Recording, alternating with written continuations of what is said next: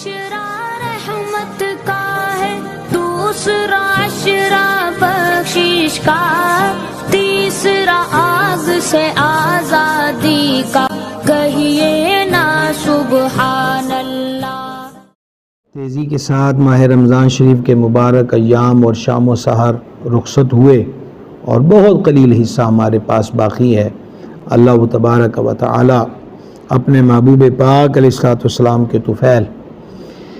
جو عبادات ہوئیں انہیں قبول فرما لے اور بقیہ لمحات کی قدر کی توفیق عطا فرمائے۔ ایک تو آج طاق رات ہے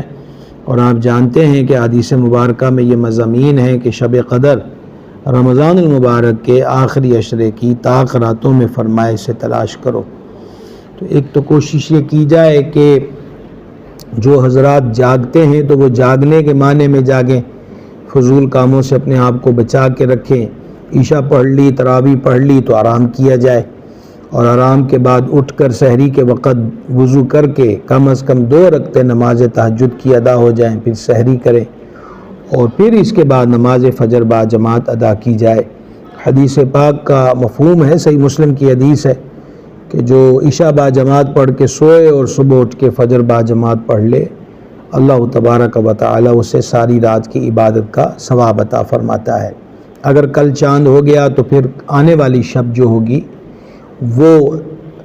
جسے چاند رات کہتے ہیں اسے لیلۃ الجائزہ کہا جاتا ہے، وہ بھی بڑی اہم ترین رات ہے۔ سنن ابن ماجہ میں حدیث ہے، سرور عالم شفیع اعظم صلی اللہ تعالی علیہ وآلہ وسلم نے ارشاد فرمایا، جس نے عیدین کی رات، یہاں 2 عیدوں کا تذکرہ ہے، ایک بڑی عید اور دوسری عید الفطر، عید الضحیٰ اور عید الفطر، ان کی راتوں میں طلب ثواب کے لیے قیام کیا۔ شب قدر کے ضمن میں بھی ہم عرض کر چکے تھے کہ احادیث مبارکہ میں جہاں رات کے قیام کا ذکر آئے تو مراد اس سے نوافل کی ادائیگی ہے، اور یہاں ہے طلب ثواب کے لیے، جس نے ان راتوں میں یعنی عید الفطر کی چاند رات اور وہاں 10 تاریخ کو بڑی عید ہم ادا کرتے ہیں تو وہ 9 تاریخ گزار کے 10ویں شب، تو جس نے ان راتوں میں طلب ثواب کے لیے قیام کیا اس دن اس کا دل نہیں مرے گا جس دن لوگوں کے دل مر جائیں گے۔ دل کی موت بڑی بھیانک ہوتی ہے، وجود پر موت طاری ہو تو بدن مرتا ہے، دل مر جائے تو سمجھے ہر چیز ختم ہو گئی۔ تو اس کے تحت محدثین نے مختلف اقوال جو ہیں وہ درج فرمائے ہیں کہ اس سے کیا مراد ہے۔ تو اس سے مراد یہ بھی ہے کہ بندہ کفر پر نہیں جائے گا، اس کا دل زندہ رہے گا، اور دل کی زندگی یہی ہے کہ دل مولا تعالیٰ کی یاد کی میں مشغول اور مصروف رہے۔ اسی طرح امام منذری رحمہ اللہ نے الترغیب و ترہیب کے اندر ایک حدیث نقل کی جس کے راوی سیدنا معاذ بن جبل رضی اللہ تعالیٰ عنہ ہیں کہ جو 5 راتوں میں شب بیداری کرے اس کے لیے جنت واجب ہو جاتی ہے۔ 5 راتوں میں جو شب بیداری کرے، ایک ذوالحجہ شریف کی 8ویں، 9ویں اور 10ویں رات، یہ 3 راتیں ہو گئیں، ذوالحجہ کی 8ویں رات، 9ویں رات اور 10ویں رات، اور چوتھی عید الفطر کی رات، وہی جس کو ہم چاند رات کہتے ہیں، اور 5ویں شعبان المعظم کی 15ویں رات جسے شب برات کہا جاتا ہے۔ اس پہ غور کرنا چاہیے کہ یہ جو لیلۃ الجائزہ ہے، آقا و مولا صلی اللہ تعالی علیہ وآلہ وسلم نے ارشاد فرمایا کہ جب یہ رات آتی ہے یعنی چاند رات تو اللہ تعالیٰ فرشتوں سے فرماتا ہے کہ جس نے کام پورا کیا اس کو کیا دینا چاہیے، تو فرشتے عرض کرتے مولا اسے مزدوری پوری ملنی چاہیے، تو رب تعالیٰ فرماتا ہے جس نے ماہ رمضان کے روزے رکھے گواہ ہو جاؤ میں نے اس کی بخشش فرما دی ہے۔ تو وہ رات بھی بخشش کی رات ہے، عنایات و نوازشات کی رات ہے۔ تو ہلڑ بازیوں یا بازاروں کا رش بڑھ جائے اور معاذ اللہ بد نگاہی کا سامان اور جو کچھ ہوتا ہے وہ ہماری نگاہوں کے سامنے ہے، معاشرے کے اندر جو کچھ چاند رات میں، اب پہلے تو رمضان شریف کا جی ادب رہا، اور جیسے ہی چاند رات آئی تو ڈیک اٹھائے اور چوکوں چوراہوں میں لگائے اور گانے بجائے کہ جو نہیں بھی سنتا اس کو بھی سنائیں، اور کوئی آس پاس میں مریض ہو تو اس کو بھی جگائیں اور تکلیف پہنچائیں۔ تو یہ رات اس کام کے لیے نہیں ہے، یہ ذکر اذکار کے لیے، خصوصاً معتکفین حضرات جن کو 10 دن اللہ تعالیٰ کے دربار میں مسجد پاک میں حاضری کا شرف حاصل رہا، ان کے لیے بھی آزمائش ہے۔ بہت ساری چیزوں کی ضرورت ہوگی جس کے لیے بازار جانا ہوگا، اپنے آپ کو بچائیں، ایسا نہ ہو کہ چند گھڑیوں میں ہی 10 دن کی محنت جو ہے اس کو ضائع و برباد کر لیا جائے۔ اس کے بعد پھر عید کا دن ہے۔ اسی ترغیب و ترہیب کے اندر یہ حدیث پاک ہے، سیدنا عبداللہ ابن عباس رضی اللہ تعالیٰ عنہما نے اس کو روایت کیا کہ اسے لیلۃ الجائزہ کہتے ہیں۔ اور پھر عید کے دن کے لیے فرمایا کہ جب عید کی صبح ہوتی ہے تو اللہ تعالیٰ کے معصوم فرشتے جو ہیں اللہ تعالیٰ کے حکم سے تمام شہروں میں آتے ہیں، اور وہ فرشتے جب زمین پر آتے ہیں تو سب گلیوں اور راہوں کے سروں پر کھڑے ہو جاتے ہیں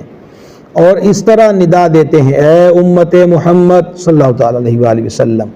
اس رب کریم عز و جل کی بارگاہ کی طرف چلو جو بہت زیادہ عطا کرنے والا اور بڑے سے بڑا گناہ معاف فرمانے والا۔ یہ خطاب عید والے دن فرشتے چوکوں چوراہوں میں کھڑے ہو کر کرتے ہیں۔ پھر اللہ تبارک و تعالی اپنے بندوں سے یوں مخاطب ہوتا ہے، عید کیسے گزاریں؟ تو یہ عید کا جو اول حصہ ہے نماز فجر کے بعد کا جو عید کا ہے، اس کو آپ اندازہ کر لیں کہ یہ دن کتنا اہم اور قیمتی ہے کہ پہلے تو فرشتے کہتے ہیں اللہ تعالیٰ کے فضل کی طرف چلو، اور پھر اللہ تعالیٰ اپنے بندوں سے یوں مخاطب ہوتا ہے، اے میرے بندو مانگو کیا مانگتے ہو، میری عزت و جلال کی قسم آج کے روز اس نماز عید کے اجتماع میں اگر تم اپنی آخرت کے بارے میں سوال کرو گے تو وہ میں پورا کروں گا، اور جو کچھ تم دنیا کے بارے میں مانگو گے تو میں اس میں تمہاری بھلائی کی طرف نظر فرماؤں گا، کیونکہ ہم نادان لوگ ہیں اور بسا اوقات وہ مانگ بیٹھتے ہیں جو ہمارے فائدے میں نہیں ہوتا۔ تو اللہ تعالیٰ فرماتا آخرت کی بات مانگو گے، آخرت میں کیا ہے مولا؟ نیکیوں والا پلڑا بھاری ہو، نامہ اعمال دائیں ہاتھ میں ملے، پل صراط پہ آسانی سے گزر جائیں، سید عالم شفیع اعظم صلی اللہ تعالیٰ علیہ وآلہ وسلم کی روز حشر شفاعت نصیب ہو جائے،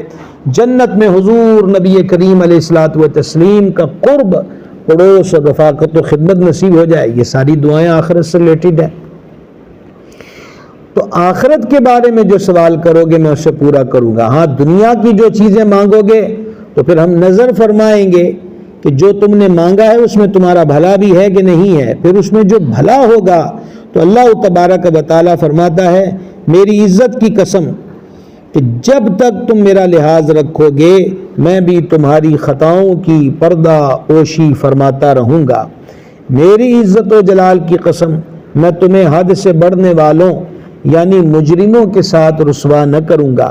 بس اپنے گھروں کی طرف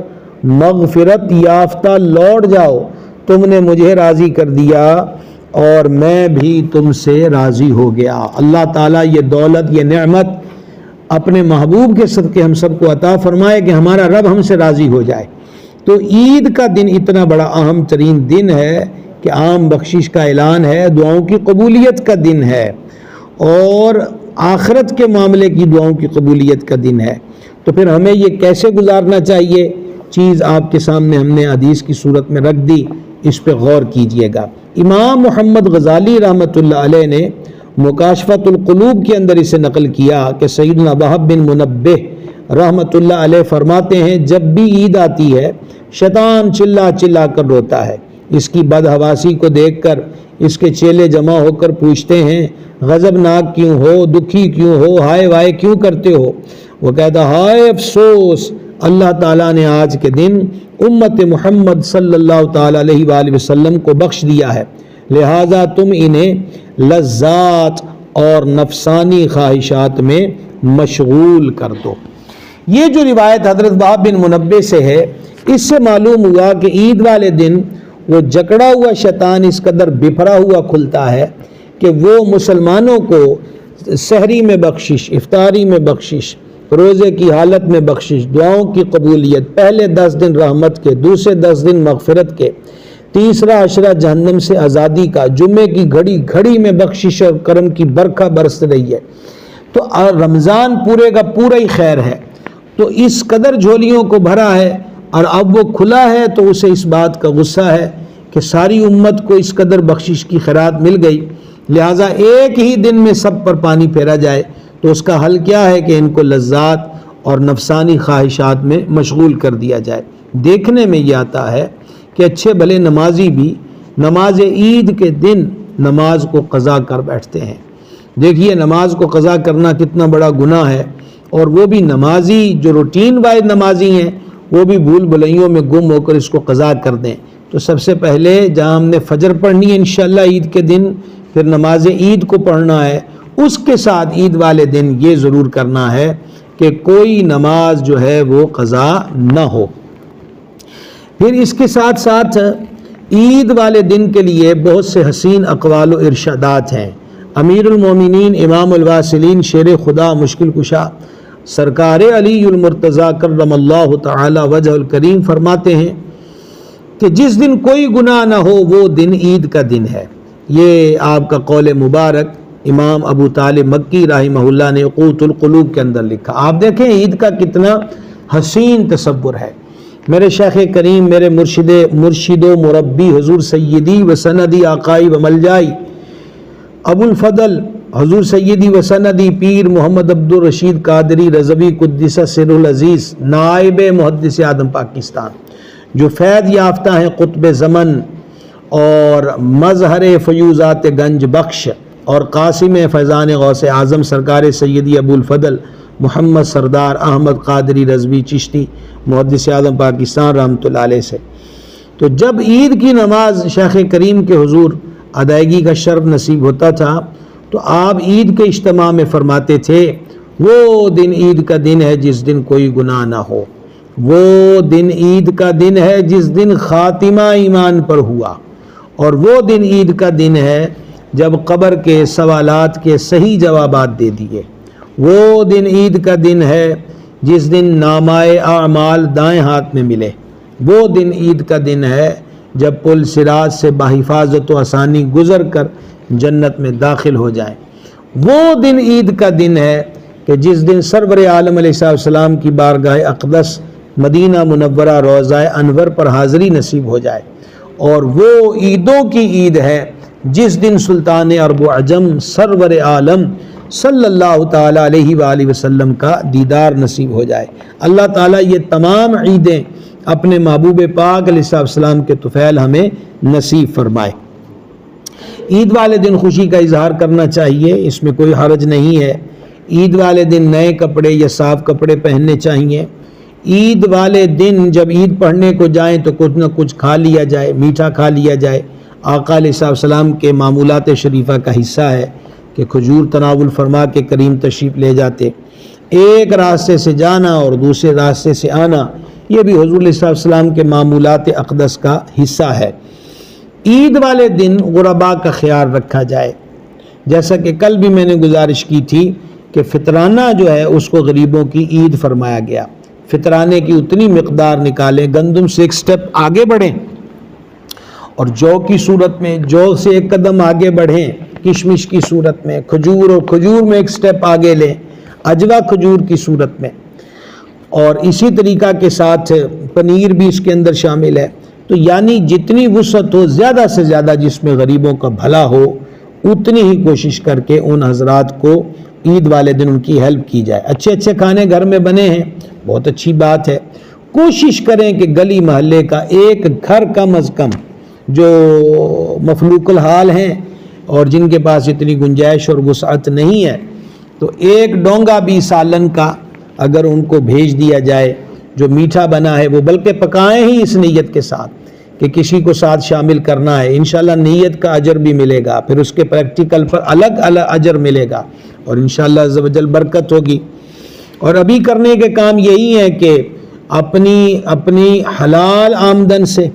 وہ بے شک ایک گھر کی اداسی اور پریشانی کو دور کر لیں، کہ جن گھروں کے اندر بالکل روپیہ پیسہ نہیں ہے اور وہ اس سوچ بچار میں کہ ہم عید والے دن بھی کیا کھائیں گے، کیا پکائیں گے۔ وجہ یہ ہے کہ ہماری سوچیں وہ نہیں ہیں جو ان کاملین کی تھیں۔ آپ اندازہ کیجئے کہ عید والے دن امیر المومنین مراد رسول کریم سیدنا عمر بن خطاب فاروق اعظم رضی اللہ تعالی عنہ، ان کے صاحبزادے زیارت کو آتے ہیں، تو صاحبزادے نے جو قمیص پہنا ہوا ہے وہ پیوند زدہ ہے۔ سرکار سیدنا فاروق اعظم رضی اللہ تعالیٰ عنہ کی آنکھوں میں نمی آئی۔ صاحبزادے نے سبب پوچھا، فرمایا شاید تمہارے دل میں آیا ہو کہ میں امیر المومنین کا بیٹا ہوں، لیکن میرے پاس عید والے دن بھی نئی قمیص نہیں۔ آخر تربیت حضرت امیر المومنین کی تھی، صاحبزادہ امیر المومنین کا ہے، اور امیر المومنین تصوف کے بادشاہ ہوئے۔ تو صاحبزادے نے عرض کی، یہ فرمائیے کہ آپ مجھ سے راضی ہیں؟ فرمایا میں راضی ہوں۔ تو عرض کیا پھر کپڑے نئے ہو یا پرانے اس کی فکر نہیں ہے، جس سے اس کا باپ راضی ہو، حدیث میں ہے کہ اس کا رب بھی اس سے راضی ہوتا ہے۔ تو جب آپ راضی ہیں تو میرا رب بھی مجھ سے راضی ہے، تو مجھے ان پیوند زدہ کپڑوں میں کوئی کسی قسم کی ہچکچاہٹ اور پریشانی نہیں ہے۔ یہ تصور بڑے لوگوں کے تصور ہیں کہ عید کو وہ کس معنوں کے اندر لیتے ہیں۔ خیر، تو عرض یہ کر رہا تھا کہ ہو سکے تو کسی ایک گھر کی جو غموں کی کے اندھیرے ہیں اس میں اگر خوشی کا چراغ روشن کر سکتے ہیں تو ضرور کریں۔ انشاءاللہ عز و جل نیت حسن ہو، مال پاک ہو تو دنیا میں بھی خیر نصیب ہوگی اور آخرت میں بھی انشاءاللہ تعالی خیر نصیب ہوگی۔ مصافحہ کرنا، گلے ملنا یہ ہمارے معمولات کا حصہ ہے۔ اس کی ضمن میں ایک اور حرکت بھی ہے جو اب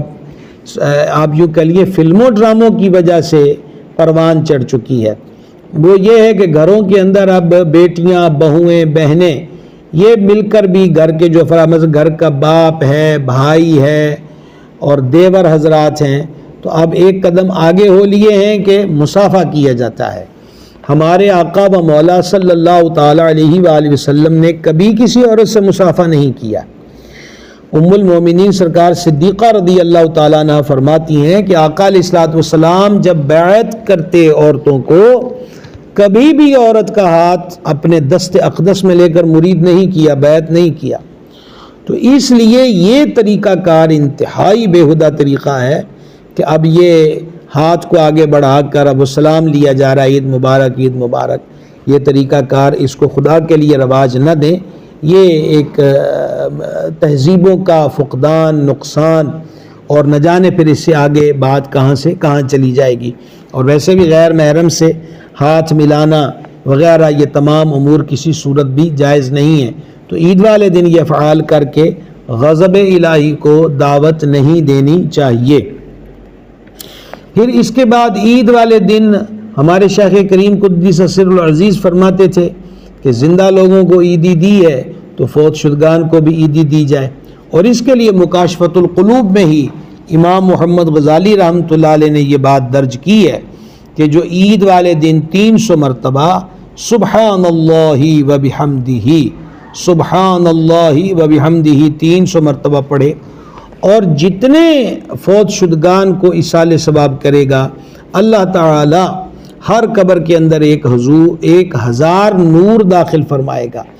اور جب یہ ایصال کرنے والا خود فوت ہوگا تو ان سب کی تعداد کے برابر اللہ تبارک و تعالی ان کی قبروں میں انوار داخل فرمائے گا۔ عید کے بارے میں ہمارے ہاں ایک چیز چلتی ہے کہ گھر میں کوئی والد، والدہ، عزیز رشتہ دار فوت ہو جائے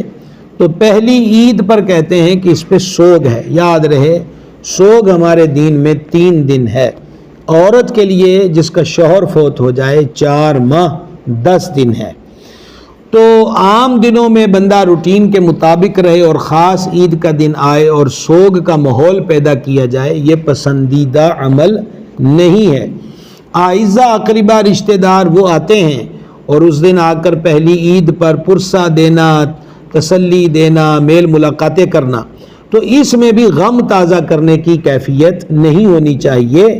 دل جوئی کے لیے کو آئے تو آئے، لیکن یہ ہے کہ آنا اور باقاعدہ پھر رونے کا آغاز کرنا، اور اگر کسی کے زخم بھر چکے ہیں تو پھر ان زخموں کو تازہ کرنا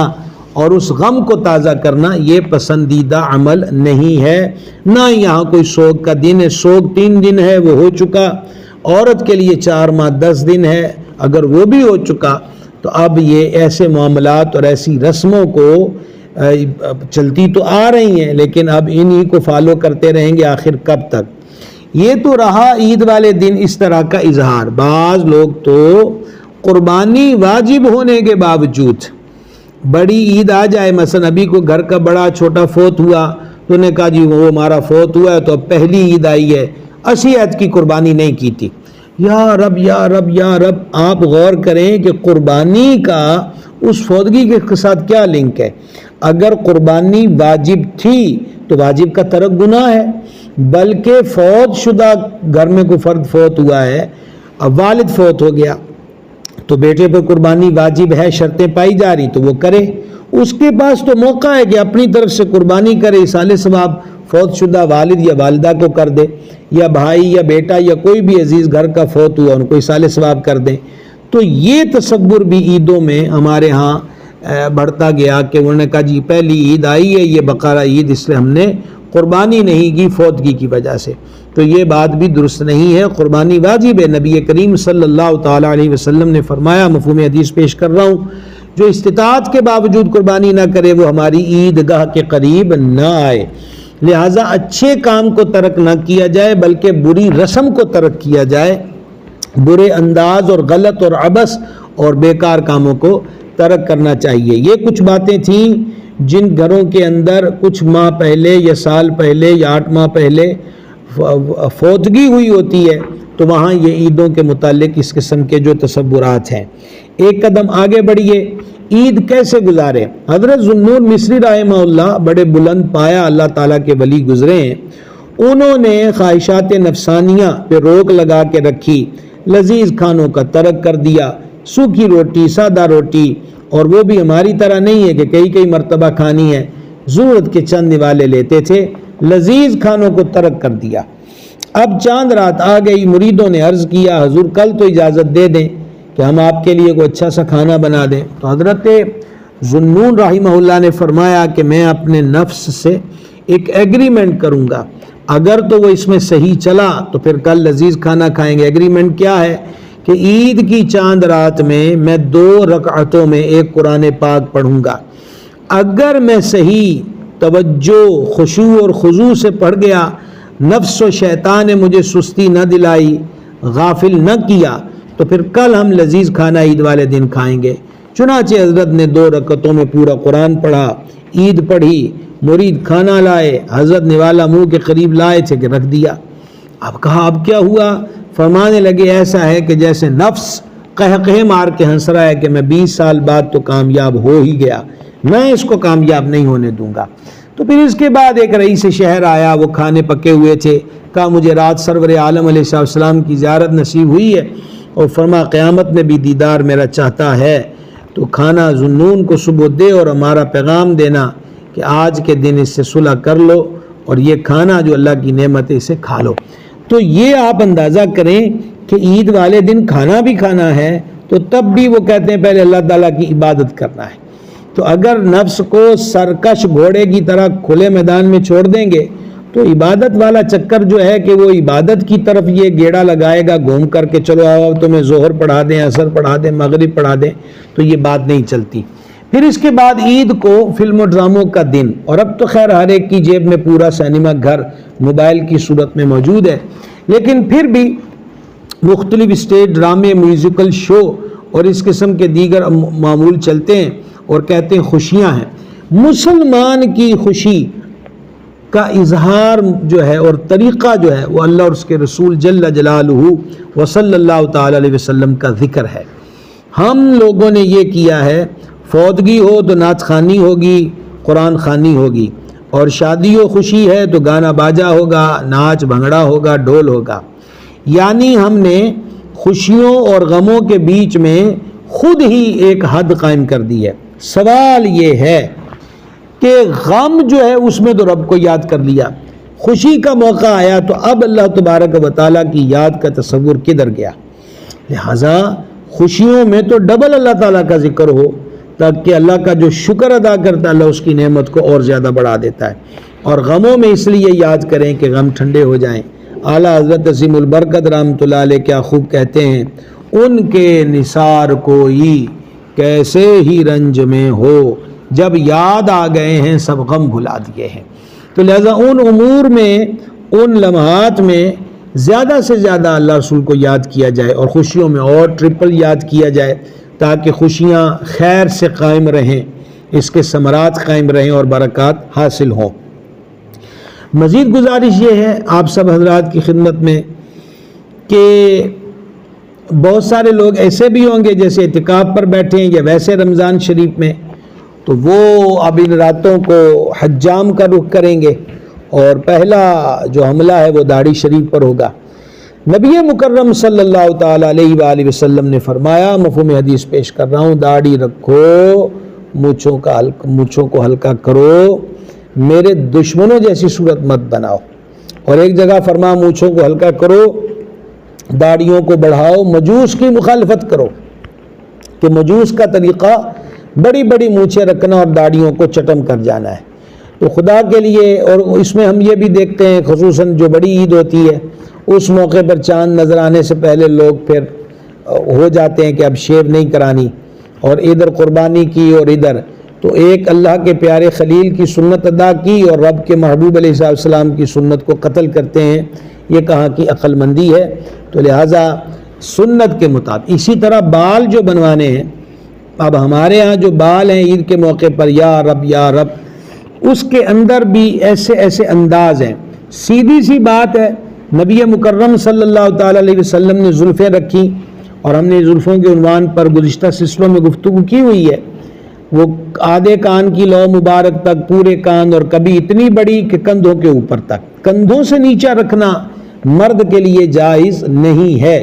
تو یا تو وہ اس کسی بھی مقدار میں سے سنت کے مطابق بال رکھے، یا پھر حلق کروا دے، سارے سر کے بال منڈوا دے۔ اب ہمارے ہاں تھوڑا سا بیچ میں گھاس رکھ لینی، اس کے بھی الٹے سیدھے سٹائل اور جلیاں وغیرہ لگا کر اس کو کھڑے رکھنا اور ارد گرد سے منڈوا دینا، حدیث مبارکہ میں اس کی ممانعت آئی ہے۔ ان چیزوں سے بچیں۔ عید کی تیاریوں میں اللہ کے حبیب اقدس صلی اللہ تعالیٰ علیہ وسلم کی مبارک سنت کو ملحوظ رکھا جائے تو انشاءاللہ عز و جل برکت ہوگی۔ اس کے ساتھ ساتھ آخری گزارش یہ ہے کہ ہم نے رمضان کیسے گزارا، ہم نے اس موضوع پر گفتگو کی رمضان کیسے گزارے، اب ہم اپنے آپ سے پوچھتے رہیں کہ ہم نے رمضان کیسے گزارا، روزے رکھے، تراویح پڑھی، تلاوت قرآن کا شرف ملا، نمازیں تو قضا نہیں ہوئیں، ذکر اذکار ہوتا رہا، یہ سب ہوا تو مبارک مبارک مبارک۔ اور اگر وہی غفلت رہی تو خدا جانے اب کس کی زندگی میں پھر رمضان آئے کہ نہ آئے۔ یہ محرومیاں، ان کا ازالہ پھر نہیں ہو سکتا۔ جس نے فرمایا بغیر عذر اور مرض کے ایک ماہ رمضان کا روزہ چھوڑانا، ساری زندگی بھی روزے رکھتا رہے تو ایک روزے کے مقام کو نہیں پہنچ سکتا۔ اللہ تعالیٰ کرم کرے، فضل کرے، اور یہ جو عید ہے پورے اس عالم اسلام کے لیے خوشیوں اور راحتوں کا سبب، خصوصاً ہمارے کشمیری بھائیوں کے لیے، خصوصاً ہمارے غزہ و فلسطین کے مجبوروں کے لیے۔ میں نے آج اپنی آئی ڈی پہ لکھا تھا کہ عید آتی ہے تو کچھ غم ساتھ ہوتے ہیں، اپنوں کے بچھڑنے کا غم ہوتا ہے، خود بیمار ہے یا گھر میں کچھ سخت مریض ہے وہ غم ہوتا ہے، اس طریقے سے تنگ دستی و غربت ہو اس کا غم ہوتا ہے، یا جو پردیس میں گیا اس کی پہلی عید ہے تو اس کو گھر والے یاد آتے وہ غم ہوتا ہے۔ تو یہ تو غم ایسے ہیں جو بدل سکتے ہیں خوشیوں میں، لیکن جو غم فلسطین والوں کا ہے، غزہ والوں کا ہے، کیا ہم سوچ بھی سکتے ہیں اس غم کے بارے میں کہ وہ غم کیسا ہے؟ شہر کا شہر، بلکہ شہروں کے شہر ختم ہو گئے، گھر اجڑ گئے، بڑے بڑے گھروں میں رہنے والے جھونپڑیوں میں کہ جہاں مچھر بھی ہیں، مکھیاں بھی ہیں، ابھی سردیوں کے ایام گزرے انہوں نے وہ بھی سہے، اوپر سے بارش برسی، کیچڑ میں وہ رہے، اپنے کاروبار کر کے لوگوں کو خیرات کرنے والے، خود برتن اٹھا اٹھا کے جو مختلف ادارے اور مختلف ممالک وہاں ان کی ہیلپ کے لیے گئے ہوئے ہیں تو وہ لائنوں میں لگ کر ان سے کھانے وصول کر رہے ہیں اور ایک دوسرے سے دھکم پیل ہو رہی ہے، صاف پانی کو ترس رہے ہیں۔ ہسپتالوں میں گئے تو ہسپتالوں پہ بم گرے اور فنش کر دیے گئے ہسپتال، وہ بیچارے پناہ گزین ہوئے خیموں میں تو وہاں بمبارمنٹ ہوئی ہے، وہ لائنوں میں لگ کے 2 دن کی بھوک کے بعد روٹی لینے کے لیے لائن میں کھڑے ہیں تو وہاں میزائل داغ دیے گئے۔ ہمارے کتنے بھی دکھ ہوں فلسطین والوں کے دکھوں سے کبھی بڑھ کر نہیں ہو سکتے۔ ہم نے تو کوئی ایک فرد ہے، ایک فرد کھویا ہوگا، وہاں تو پورے کے پورے خاندان ختم ہو گئے، سرے سے پتہ نہیں ہے۔ فلسطینیوں نے کہا اب ہمیں موت سے زیادہ زندگی سے ڈر لگتا ہے، کہ خدا جانے آنے والا وقت کیسا وقت ہوگا۔ تو اللہ تعالیٰ کی بارگاہ میں عرض ہے، فریاد ہے کہ اللہ تعالیٰ اپنے حبیب پاک صاحب لولاک صلی اللہ تعالیٰ علیہ وآلہ وسلم کا صدقہ ہمارے فلسطینی بھائیوں کو اللہ آزادی عطا فرمائے، ان اجڑے ہوں کو اپنے گھروں میں آبادیاں نصیب فرمائے، مسلم امہ پہ رب کرم کرے، وطن عزیز پاکستان کو اللہ سلامت رکھے۔ اور خصوصاً وہ بھی یاد رکھنے کے لوگ ہیں کہ جو عید والے دن بھی پاکستان کی سرحدوں پہ کھڑے ہو کر کوئی پہاڑوں پر تو کوئی جنگلوں میں تو کوئی ریتلے علاقوں میں، وہ بھی ماؤں کے بچے ہیں، وہ بھی بیوی بچوں والے ہوتے ہیں، لیکن وطن کی حفاظت کے لیے وہ جوان کھڑے ہوتے ہیں، اللہ ان کو بھی سلامت رکھے۔